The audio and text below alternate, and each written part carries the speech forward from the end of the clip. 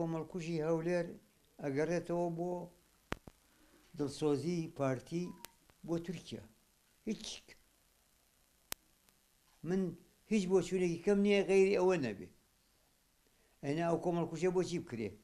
لە پێناوی چییە؟ برێن وەکو پەکەکە زەلامێکیان یەکێکیان ئازاری پارتیاندا بوو لە ناو هەولێرە، زەلامێکیان کوشت بوو، زەلامێکیان گرتە بوو لە پێناوی ئەو کۆمەڵکوژێ بکەن. لە حەربی عالەمی دووهەمەوە هەتا ئێستاتە تورکیا بەردەوامە لە کۆمەڵکوژی، لە کورد، لە ئەرمەن، لە مەسیح، لە هەموو نەوعەکانی شەریحەکانی کە مەوجودە لە دەوروپشتی تورکیایە.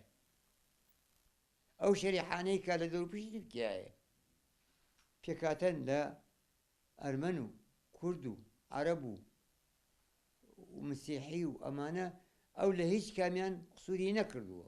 هەنی کار و خەباتیان شۆڕژگارێکی ڕاستەقینە بووە لە پێناوی گەلی کوردە خەباتیان کردووە و خیانەتیان نەکردووە. ئەوان بەستەنها لە دەر کورتبوونیان بۆ دەردەچون کە ئێستا نادیارن، چالونیسان نادیارە. هەنی هیچ شتێکی کە نیە تا ئێستاش ئێمە هەستین هەوڵ دەین حکوومەتی هەرێم بێوەڵامە بەرامبەرمان. درێژە پێدەری کۆمەڵکوژانە زۆر ئاشکرایە. تا ئێستاش بەرپرسانی هەرێم پێشوازی لە تورکیا دەوڵەتی تورکیا دەکەن، دەوڵەتی ئێران دەکەن، بە تایبەت بە تورکیا. نمونەشمان زۆرە، هێرشکردنە سەر ئافرین ئەمان بێدەنگ بوون، ڕۆژانە تایارەی تورکیا هەڵدەستا، جەنگەکانی تورکیا هەڵدەستن، هەرێمی کوردستان قەسب دەکەن، ئێرە بێدەنگن.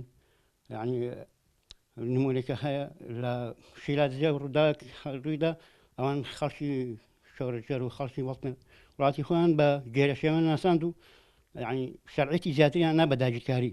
ئێمە وەکو بنەماڵی شتێدان وەکو هاوڵاتێک لە باشووری کوردستان داواکاریمان ئەوەیە ئێستاش نەشۆکسە دەتوانن بگەڕێنەوە، دەتوانن یەکێتێکی نەتەوەی کورد دروست بکەن، لە پێناوی ئەوە خەبات بکەن، ئیتر واز لەوە بێن، یعنی ئاوڕێک لە میلەتی خۆیان بنەوە